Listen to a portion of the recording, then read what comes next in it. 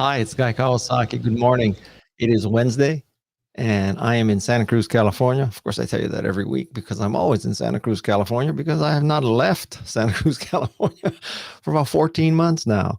So, well, it's been a good week so far, and I hope it's been a good week for you.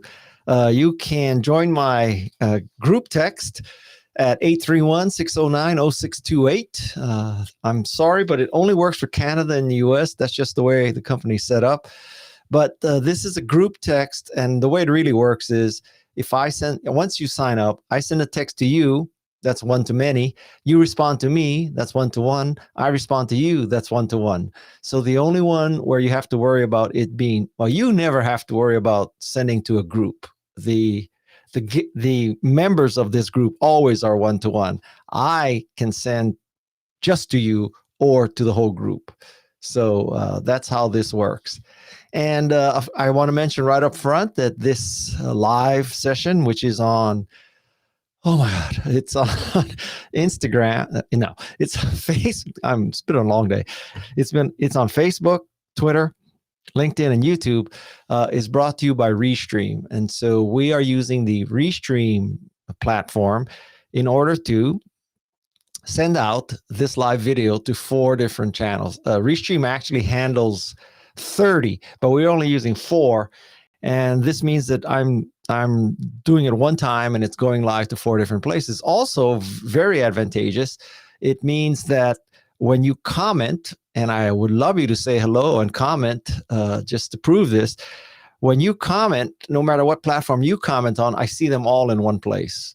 And in the old days, if you wanted to do something close to that, you had to, oh my God, you had to like have multiple windows open and try to keep track. And oh, there's Vic from Manila. Mabuhay. And so, yeah, this is great. And so it's high definition, great audio, great video, multiple platforms, up to 30. Life is good. I don't know how I would do multiple platforms. I'm not going to do 4 live shows one at a time. So, yeah, powered by Restream. If you're a podcaster or an influencer or trying to make a bigger splash, definitely look at Restream to get your live video out multiple places at once. So this week's guest on the Remarkable People podcast was Jeff Hawkins. Jeff and I go back a long way. He was the CEO of Palm. So they made the PalmPilot and also Treo. So he's been in, shall I say, handheld smart devices for a long time. Probably longer than just about anyone. So between Palm and Treo, that's a long, long time. I guess someone could have been in the Newton group, which would have been longer, but not by much. So he's no longer in handheld smart devices, though. Now he's a brain researcher. And specifically, he has a company called Numenta, and he's written a book called The 1,000 Brains. And he is doing a lot of research about the brain, specifically the neocortex, the function of the neocortex, which he describes as the wrinkly stuff on the outside of the brain. It's about the size of a sheet of paper and the thickness of, I forget what analogy he uses, several millimeters thick. And so that's neocortex is the new brain as opposed to the old brain. And one of I think the most interesting things, and a question that I want to pose to you to break the ice here is, do you think of your brain as a supercomputer or maybe not a super space computer, or do you think of it as a modeling system? And I'll tell you right now, what he says is that the brain is not a super space computer. It is a modeling system. And the way he got the title of the book is that he believes that the brain has about 150,000 models. And that is very different than doing a lot of computation fast, like a computer. So there is and we go into this in great depth. So the brain has multiple models for what is called a coffee cup. And so this coffee cup, it has weight, it has volume, it has a smell, especially because the coffee has been in here for more than a day. It has color. And all these models make up what we think of as the cup. And so he that's kind of a different approach. So yeah, it's be interesting. How many of you think of your brain as a computer versus a collection of models? And one of the consequences of this is, how do people get really good at something? So a second question for you to consider is, if you got really good at something, like really good at something, how did you get good? It's probably not the supercomputer model. It's probably the modeling system that, your model, you've been working on your model for whatever skill you have for a longer time. And that's a very interesting thing. So now the third ramification of this is that, people see these great news announcements that Big Blue has beaten the chess master and Big Blue has beaten the Go master. And a lot of people look at that and say, oh my God, pretty soon AI is going to be taking over the human race. And I have to say that what Jeff says is, yeah, it's, if that's your project, if your project is to create a computer that can beat a chess master or a Go master and you beat them, yeah, it's great news, but that doesn't mean that's quote unquote intelligence. And I never thought of it that way. So, I mean, he is not nearly as concerned that machines are going to take over the world, at least in the next, I don't know, 200 years or so. Maybe ultimately, but right now, he doesn't think that, computers are going to decide one day they're going to be pissed off at the human race and take over. That's not on top of his list of concerns. I would say climate change is much higher. So, Faisal, according to Jeff, there are about 150,000 models in the brain. So yeah. So what else? What other questions do you have? Let's see. I don't know. First of all, do you think that Big Blue beating a chess master or Go master, does that scare you? It doesn't scare me. Go ahead, ask questions. Let's see here.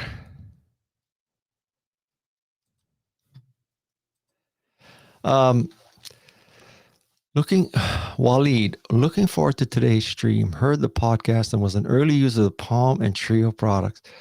So was I, Waleed. Those were the days. I mean, remember when we were just so thrilled? Well, first of all, if you go far enough back, oh God, remember the days when a cell phone was basically, I don't even have a box that big. A cell phone. Here's my rubbish can. So a cell phone used to be about this big, and it would be in the trunk of your car, believe it or not. And so it would be in the trunk of your car, and there would be this big cable, and one went to the phone in the driver's area, and the other went to the antenna. And it was about, I swear, 7 or 8 pounds. And then Motorola came up with a portable one that looked like a brick. And now this is my 12, and now we're at this. And wow, how times have changed. Who would have predicted that? So welcome all you Treo and PalmPilot users. In other words, all the old people. Nina from Sao Paulo. The brain is only the hardware, and interesting as it might sound, I think you get good work by working on the software, your mind. But more than that, taking care of your inconscient, our programming language. That model works for me. It gets hairy in there, so to speak. So here's a good question. If you could program to be something automatically, if you could program your brain to do something automatically, what would it be?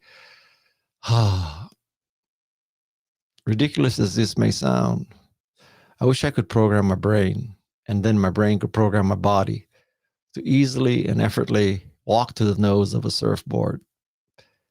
I have been surfing for about 7 years now. And for 7 years, I've been trying to walk to the nose of my surfboard. And I must be reaching the 10,000 hour point, the magic 10,000 hour point of Malcolm Gladwell. So it better happen soon. Now, a few weeks ago, Keith McNamara, don't fear Big Blue. Big Brother is another story. Well, some people might say that Big Blue and Big Brother are related. Yeah. So Katie Milkman, the God, what was she? Professor of Operations Research from Wharton. She had a very interesting observation and method for motivating yourself to do things. So there are these websites where you can say, well, let's take my case. So if I cannot walk to the nose of my surfboard by, let's say, the end of the summer, I have to pay a friend $1,000. There's also the negative way of implementing that, which is, in my case, if I cannot walk to the nose of the surfboard by the end of summer, I have to donate $1,000 to the NRA or the RNC, which would kill me. So I guarantee you, if I made that wager, I would walk to the nose by the end of summer. I don't know how we got to surfing from Jeff Hawkins and brains, but Barry Singh, hi from India. What part of our lives will not be taken over by AI? Barry, I would make the case that there's no part of our lives that's going to be taken over, depending on how you define taken over, by AI. I think it'll supplement. I think it'll be helpful. I think there's a lot of things that AI could help, that I don't want to do. So, I spoke to the Allstate Claims Adjustment Department once, and the way that automobile insurance used to work is you get in an accident, you file a claim, you have to make an appointment with the claims adjuster. So you drive to that office, you wait in line. Finally, somebody comes out with their clipboard and their Polaroid camera, and they go around your car and they take a picture and they take notes. And then you sign their adjustment thing and you wait a few days, if not a week, and maybe you get a check. So the next version of this was that insurance companies have an app. The app, you take a picture of your VIN, take a picture of the damage, take a picture of your car, et cetera, et cetera. And then somebody looks at that picture and says, okay, 1991 Toyota Sienna front fender. And I guess they look it up in some database and it says, all right, that's $2,000. So that's better already because you don't have to go to the claims adjustment. Now, I asked Allstate, well, how do you know that person isn't in a wrecking yard, just taking a picture of a crushed Toyota Sienna? And they said, well, from the geolocation and all that, we know where that person is, et cetera, et cetera. So there's ways of protecting that. And you got to take a picture of the VIN, and the VIN has to match your insurance policy. But the next stage of this will be AI, where instead of somebody looking at the picture and deciding, that picture will just go to a computer, and the computer will say, 1990 Sienna front bumper, this is how it is, and it'll be instant. I guess you could say that's taking over, but man, I think that's great. What else? What other questions you guys have for me? Remember Jeff Hawkins, Numenta, how the brain works? Today, remarkable people. Oh, that question flashed too fast for me. Jeff, what was that question? Laurie, if we have 150,000 programs in our brains, and it's true our brains degenerate with age, I don't like how this question is going, then is it reasonable to think we can reprogram our brains to pivot careers, areas of expertise, etc.? What is the limit? How many degrees, programs, skills can we cram in there? Well, that's a good question. I don't know. I must admit, though, that I never make this really intellectual, organized decision like, okay, so guy, you're 67 years old. You probably used up all the models in your head. You cannot learn a new skill. That just never enters into my psyche. This is what, in Carol Dweck's word, would be the growth mindset, which I believe that you can always grow. So I have to believe that there's space enough in 150,000 models to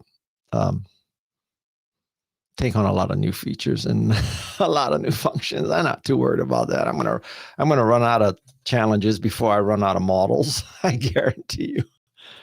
What else? Let's see. I don't know. I mean, it's interesting. How many of you are afraid of Siri and Alexa? Frankly, I don't find Siri and Alexa that smart. So maybe they're just lulling us into complacency, and they really are smarter than we think. And then one day when we're not looking, they're just going to take over which would be the dystopian view of the world. Maybe that's Hugh Howey's interpretation, but that's not how I look at it. Thoughts on Elon's Neuralink syncing human brain and AI. I must admit, Denise, whatever, I'm not familiar with that model. Or, I don't know. Elon is just so all over the map. I don't know what to think of him because, like, I understand the cars. I understand the tunnels to a lesser extent than the cars. I understand the solar panels. I kind of understand going to Mars. I don't understand his whole thing with cyber currencies. Like, what the hell is that about? So I think cyber currencies is crazy. So, not to go down a hole, but why would you want to hold an investment that depends on what emoji Elon Musk uses? Just step back for a second and say, okay, so would you like to be paid in a currency that's going to fluctuate massively depending on what someone who runs a car company uses in his tweets for an emoji? That just doesn't parse to rational to me. But anyway, what do I know? Someday cyber currency will take over the world and you can say, God, you're such a dumbass in 2021. You had no idea. Oh, God, oh my God, I can't even pronounce your first name here.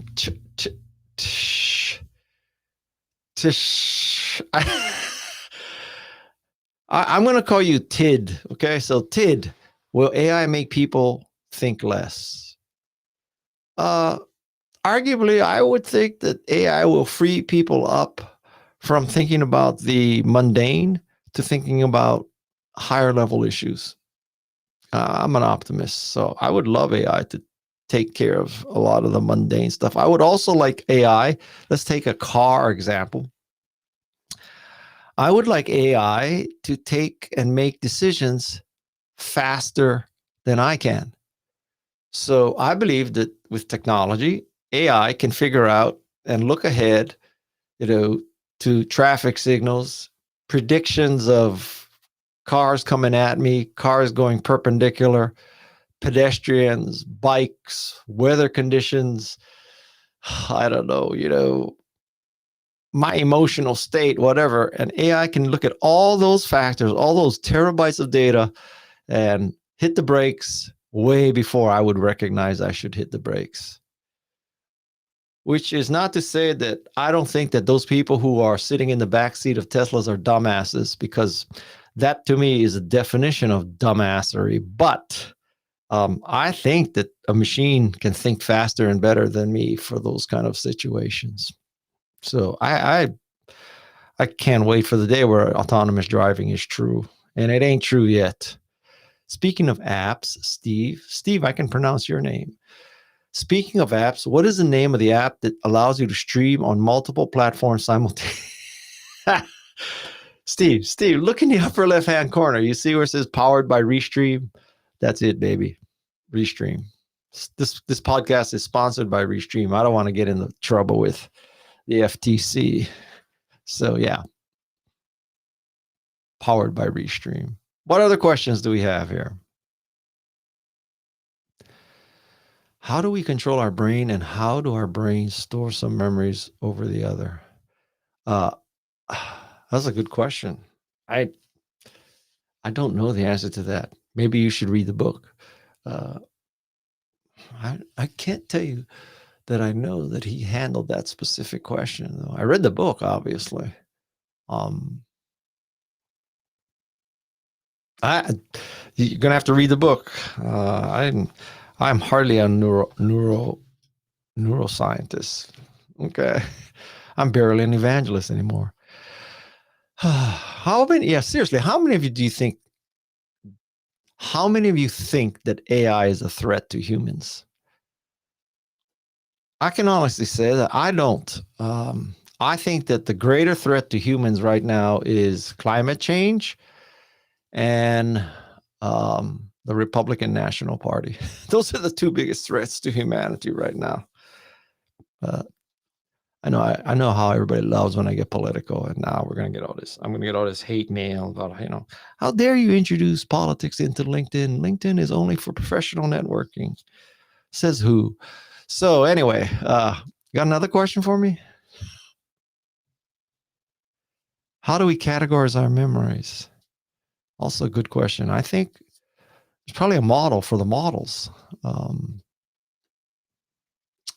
don't, I, not that this is an answer to your question, but a friend of mine named Dave Weiner created a category of applications called outliners. And this is way back in 1982 and 3.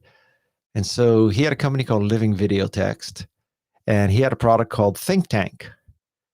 And Think Tank was the first outliner. Well, I don't know if it was the first outliner, but the first outliner that I used and was generally available. And so I thought that was just the greatest thing. So you could, you press return and it makes a header at the same, a heading at the same level. And if you tab, then that makes it go, one level below it, and then you tab again. So you could go making an outline. And then the magic of what he did with Think Tank is that you could select an outline and say, make this into a presentation. And so you could say, all right, so all these headers, let's say heading 1, all heading 1s means it's a new slide. So heading 1, heading 1, heading 1, heading 1, heading 1, that would mean you have 4 slides. And then under heading 1, you would have these subpoints, and they would be bullet items in your slides. So way back then, using Think Tank, and the next version of the product was called More, you could create bulleted slides instantly. And now that in those days, that was a big deal, believe it or not. And oh God, I still remember what we used to do is we used to take stacks of 3M acetate overhead plastic sheets, put them in the laser writer, run Think Tank on it, and we'd come up for 50 slide presentations of text with bullets. And that was a state of the art. That was so cool. Now fast forward till today shows you how great the world has become. So, many of you are stuck in a PowerPoint world. I'm sorry. I used to be stuck in a PowerPoint world just like you, but I recently completely and utterly left that world behind because I have just embraced completely and utterly Canva. So Canva has a design type called presentations. They're 16 by 9, and there are over 1,000 designs created in advance. So you go to Canva, you go to the presentation design type, you pick out one of the templates, and then you put in your own text, you put in your own photos and graphics, or you can also search for anything. And I'll give you a good example that one of my key points in my speech is that to be innovative, you need to be able to change your mind. So the top line statement is, change your mind. And I needed a photo to illustrate that. So you go to the Canva stock photos database and you type in change or something. And I found a picture that shows railroad tracks. And sometimes in a railroad yard, the one track is going down and then it goes off this way and it becomes a Y and it goes from one track to 2 tracks.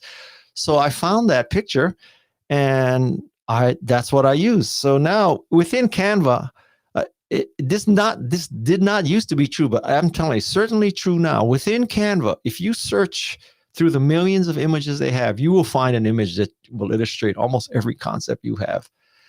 Okay, so now I didn't mean to turn this into a Canva commercial, but anyway, you should know because many of you are stuck in a PowerPoint world. So now you might be asking, okay, guys, so great. So you can use Canva, you can use the design type, you can use the templates, you can make beautiful designs, but I still live in a PowerPoint world. I still need to use PowerPoint. Well, here's the beauty. Now you can export a Canva presentation into the PowerPoint format. So you build in Canva, you deploy as PowerPoint. That is good in and of itself. But wait, it gets better.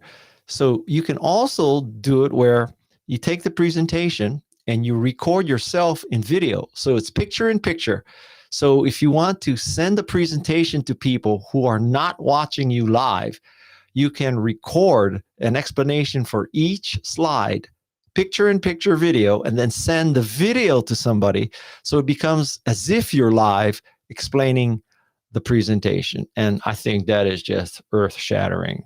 How much better it could be in a virtual world where most presentations are not in person. Anyway, so I don't know how we got from the question of how do you categorize stuff in your brain to this.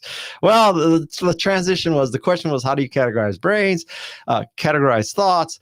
That led me to talking about outliners with Dave Weiner and Think Tank, which led me to talking about presentations, which led me to Canva. So I have 150,001 models in my brain. So can you give us the book name you're referring to?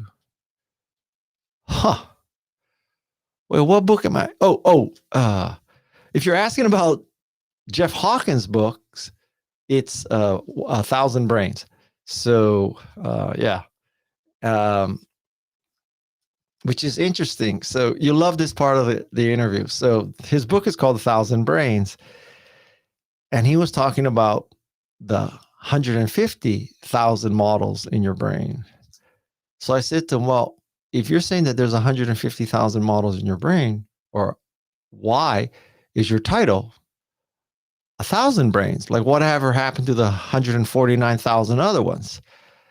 And it was one of my proudest moments as a podcaster and interviewer when he said, Guy, you are the first person to have ever asked me that question, because that is a completely logical question. If you're saying there's 150,000 models, why is your book called 1,000?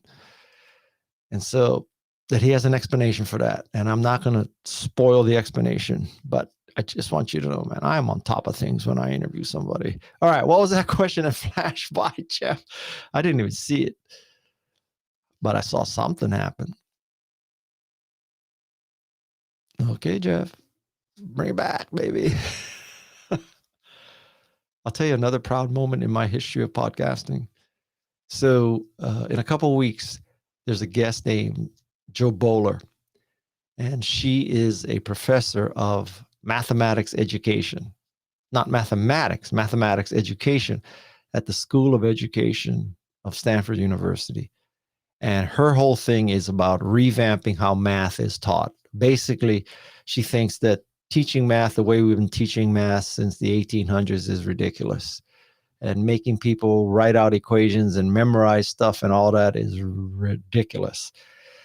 And so I don't know how we got on the subject, but somehow I started talking about reverse Polish notation calculators. And she had never heard about reverse Polish notation calculators. So here's a icebreaker for you. How many of you know what RPN calculators are? RPN, reverse Polish notation. So Jeff, put that question back, man. Like when I'm talking, I can't talk and read at the same time. Which is more dangerous, AI bias or human bias? Well, if you're asking my opinion, I would say human bias. I think that I'd be more willing to take a chance with AI bias than human bias. One of the key messages in Jeff's book is that the understanding that I don't think he goes this far, but it's almost like there is no right and wrong.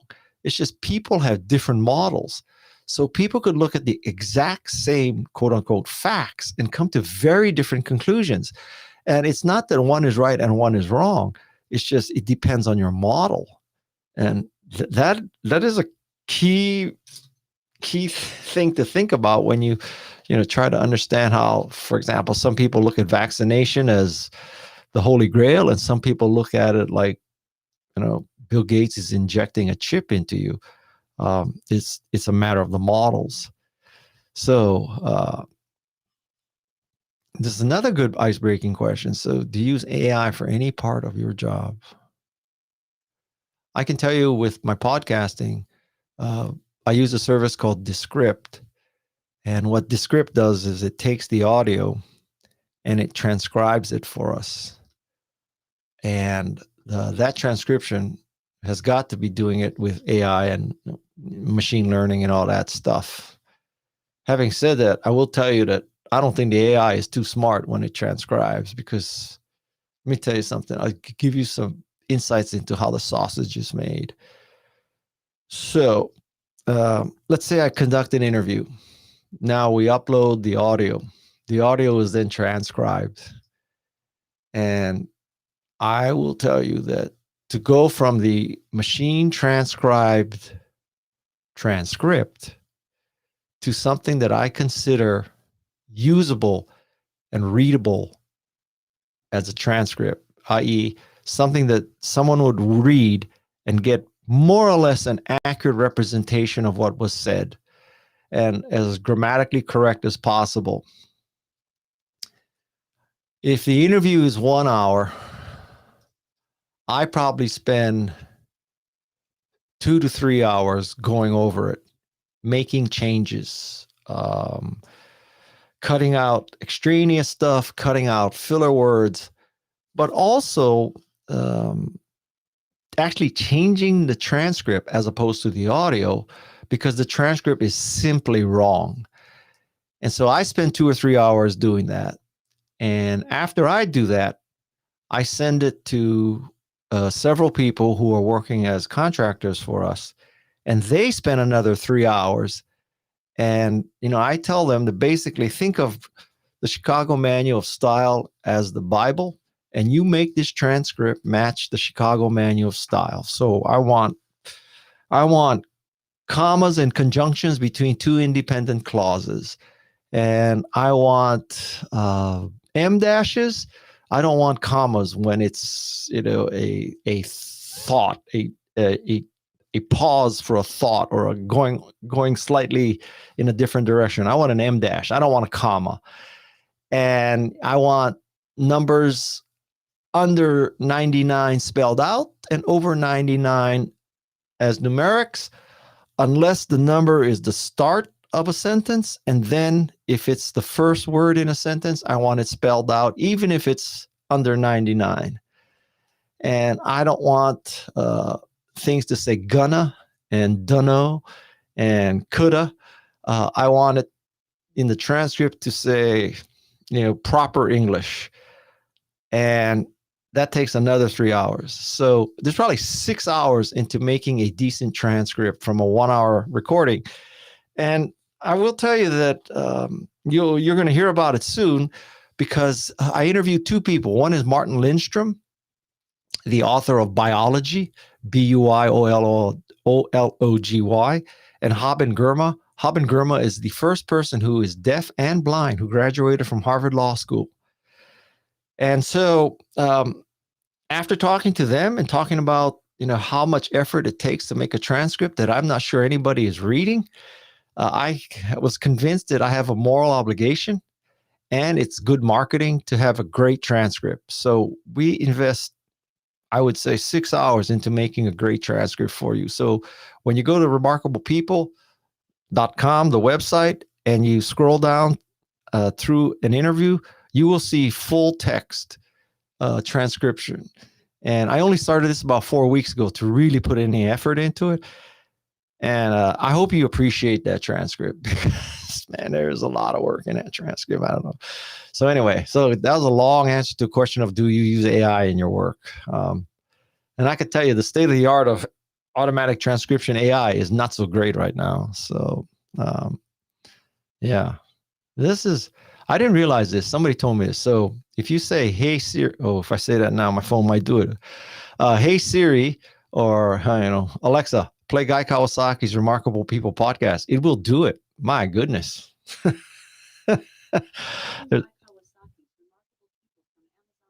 Oh, shit. Okay, this is funny. Okay.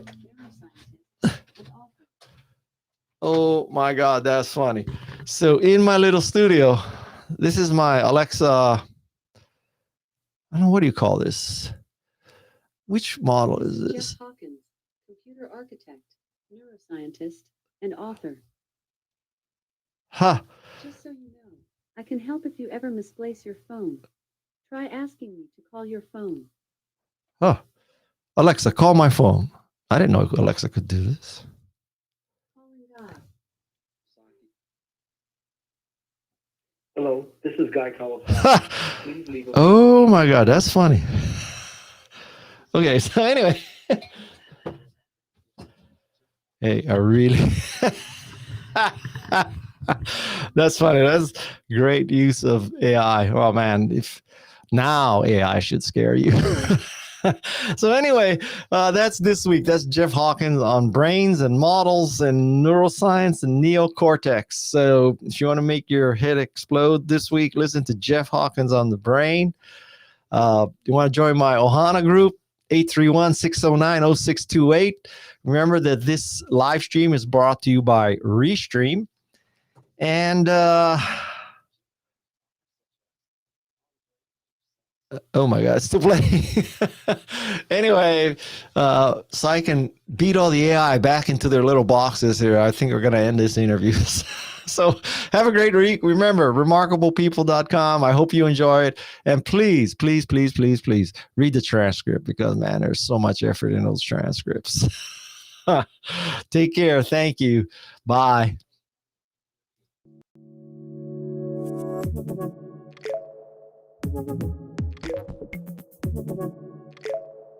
Thank you.